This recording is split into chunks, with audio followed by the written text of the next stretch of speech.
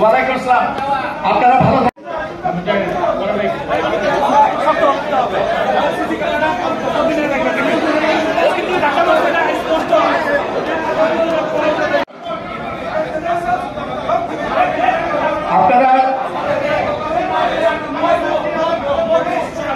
আপনারা দয়া করে কক্ষ ত্যাগ করবেন। আমরা এখন ব্রাহ্মণবাড়িয়া 5-এর ব্যাপারে কথা বলবো।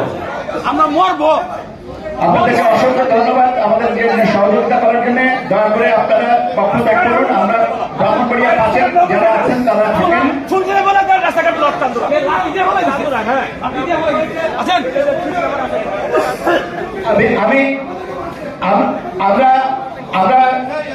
আপনারা যথেষ্ট